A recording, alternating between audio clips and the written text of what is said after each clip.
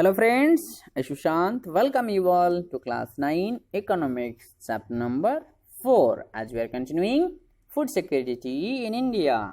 We are approximately the end part of the chapter. So let's start.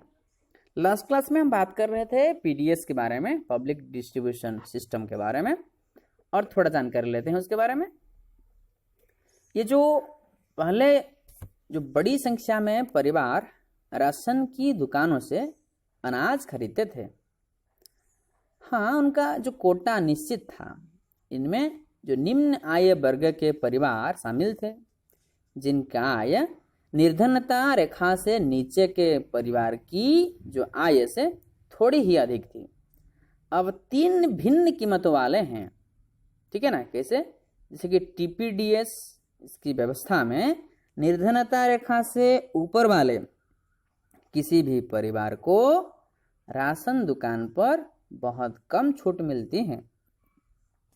APL परिवारों के लिए कीमतें लगभग अपनी ही ऊंची हैं जितनी खुले बाजार में। इसलिए राशन की दुकान से इन चीज़ों के खरीदारी के लिए उनको बहुत कम प्रोत्साहित प्राप्त है। तो नेक्स्ट पॉइंट में दिया गया है प्यारे दोस्तों, role of cooperatives in food security. जो सहकारी समितियों की खाद्य सुरक्षा में भूमिका। भारत में विशेषकर देश के दक्षिणी और पश्चिमी भागों में सहकारी समितियां इसमें खाद्य सुरक्षा में एक महत्वपूर्ण भूमिका निभा रही हैं। सहकारी समितियां निर्धन लोगों को खाद्यान्न की बिक्री के लिए कम कीमत वाली दुकानें खोलती हैं।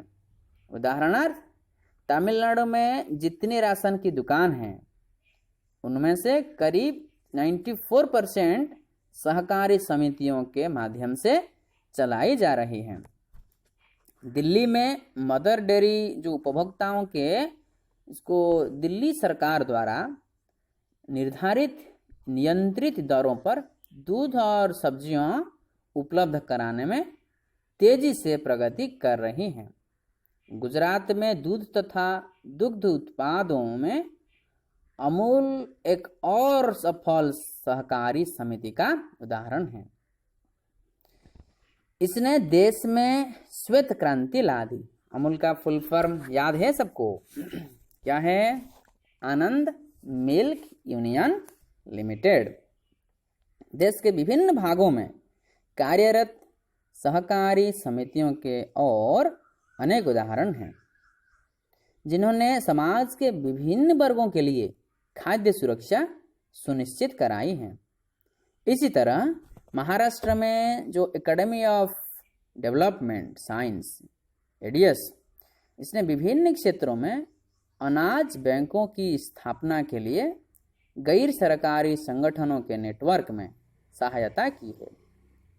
एडीएस गैर सरकारी संगठनों के लिए खाद्य सुरक्षा के विषय में प्रशिक्षण और क्षमता निर्माण कार्यक्रम जो संचालित करती है।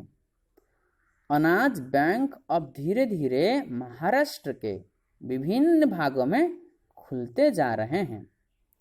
अनाज बैंकों की स्थापना गैर सरकारी संगठनों के माध्यम से उन्हें फैलने और खाद्य सुरक्षा पर सरकार की नीति को प्रभावित करने में एडीएस की कोशिश रंग ला रही है।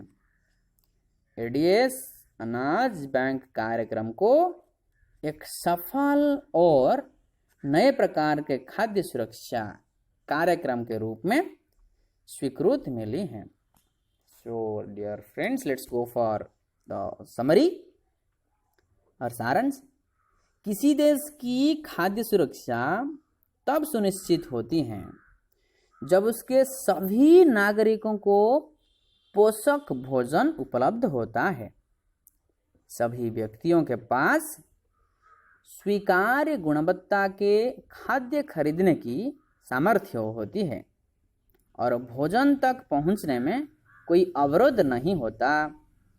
निर्धनता रेखा से नीचे रह रहे लोग खाद्य की दृष्टि से सदैव ही असुरक्षित रह सकते हैं, जबकि संपन्न लोग भी जो आपदाओं के समय खाद्य की दृष्टि से असुरक्षित हो सकते हैं।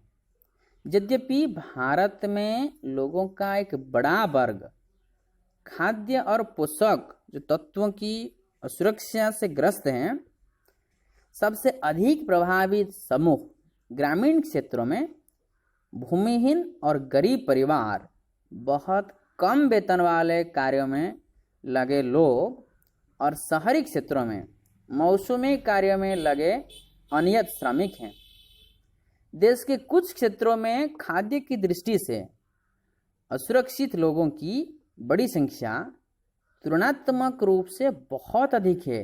जैसे आर्थिक रूप से पिछड़े राज्यों में जहां बहुत अधिक गरीब है, जनजातियों वाले व दूरस्थ क्षेत्रों में, और ऐसे क्षेत्रों में जहां प्राकृतिक आपदाएं आती रहती है। समाज के सभी वर्गों के लिए खाद्य की उपलब्धता सुनिश्चित करने के लिए भारत सरकार ने सावधानी पूर्वक खाद्य सुरक्षा प्रणाली तैयार की है, जिसके 2 घटक है, हम पढ़े हैं। एक है बफर स्टॉक, दूसरा है सार्वजनिक वितरण प्रणाली। सार्वजनिक वितरण प्रणाली के अतिरिक्त कई निर्धनता उन्मूलन कार्यक्रम भी शुरू किए गए हैं, जिनमें खाद्य सुरक्षा का घटक भी शामिल था। इनमें से कुछ कार्यक्रम हैं: एकीकृत बाल विकास सेवाएं, काम के बदले अनाज, दोपहर का भोजन, अंत्योदय अन्न योजना आदि। खाद्य सुरक्षा उपलब्ध कराने में सरकार की भूमिका के अतिरिक्त अनेक सहकारी समितियां और गैर सरकारी संगठन भी हैं, जो इस दिशा में तेजी से काम कर रहे हैं। So dear friends, this much is all about the chapter. Once again we'll meet in the next video, next chapter. Till that, take care of your studies. Thank you.